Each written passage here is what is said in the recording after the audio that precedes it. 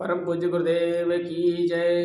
एक शक्ति ब्रह्म विद्या वेद माता गायत्री की जय। गायत्री महामंत्र हमारे साथ साथ उगते सूर्य का ध्यान करते हुए ओम भूर्भुवः स्वाहा तस्सवितुर्वरेण्यं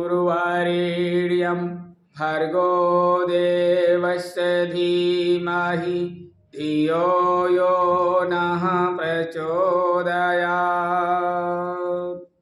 कण कण में व्याप्त परमात्मा सत्ता गुरु सत्ता वेद माता गायत्री हमारे आत्मस्वरूप देवतुल्य भाइयों, शक्ति स्वरूप माताएं, देवी स्वरूप बहनें। आज का जो विषय हमारा है गायत्री महामंत्र में जो देवस्व शब्द आया है उसकी संक्षिप्त जानकारी।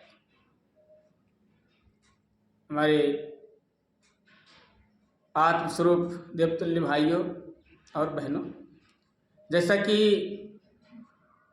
सबको मालूम हो चुका है जो गायत्री महामंत्र से जुड़ी समस्त तरह की भ्रांतियों का निवारण और गायत्री महामंत्र से जुड़ी समस्त प्रकार की शंकाओं का समाधान नामक ये जो पेज बना रहे हैं। अभी कुछ दिन पहले जो माँ गायत्री के ये महामंत्र के बारे में कुछ गिने चुने कथावाचकों के द्वारा भ्रामक प्रचार प्रसार फैला रहे थे।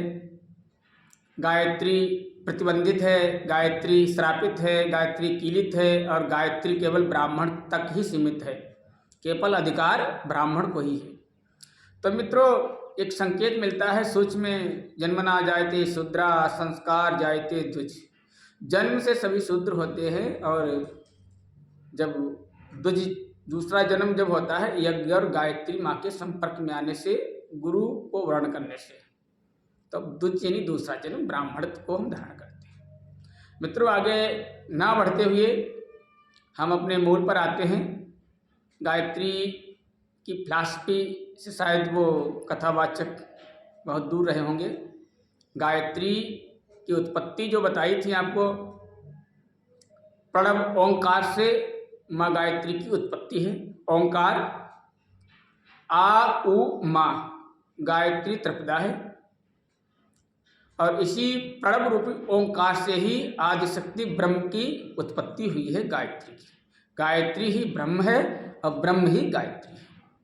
गायत्री से बड़ा इस दुनिया में, इस विश्व में, तीनों लोकों में आज तक ना हुआ है ना आगे होगा। इसलिए चारों वेदों की सार बीज स्वरूप ब्रह्म विद्या माँ गायत्री। इसके बारे में आपको संक्षिप्त जानकारी दी जा चुकी है। मित्रों, आइए अब हम जो देवस्व शब्द है इससे हमें ये शिक्षा मिलती है, ये संदेश ये देता है देवस्व शब्द कि हम भी अपने को देवत्व से ओतप्रोत करें और देवत्व का विकसित करें।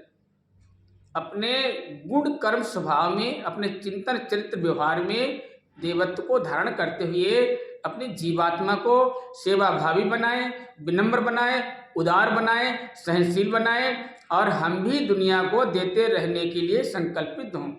जिस तरह परमपिता परमात्मा को देवता कहा, इसका शब्द जो है देवस्व, ये देते रहने के लिए, जिस तरह से देवता देते हैं इसीलिए उनका नाम ही देवता है।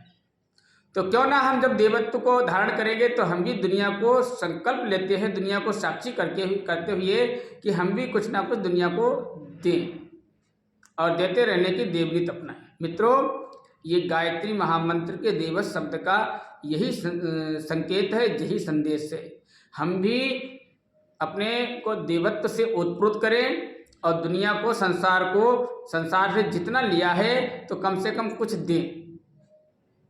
जिस तरह से देवता देते हैं, उत्कृष्ट चिंतन देते हैं, देवताओं के पास जो विभूतियाँ हैं, जो संपदाएं हैं, जो रिद्धियाँ हैं, जो सिद्धियाँ हैं, गायत्री उपासना के माध्यम से गायत्री उपासक की अपनी हो जाती है। क्यों?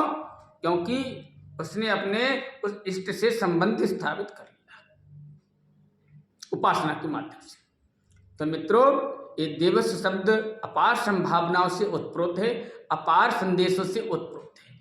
तो इसका लास्ट अंतिम निचोड़ यही है, हम भी विनम्र बने, सेवा भावी बने, उदार बने, सहनशील बने, करुणावान बने, संवेदनाओं से ओतप्रोत हों और संकल्प करें हम भी कुछ देते रहने के लिए देवनीति अपनाएं। मित्रों, ये गायत्री महामंत्र के देवत शब्द का यही संकेत है। जय गुरुदेव, जय गुरुदेव।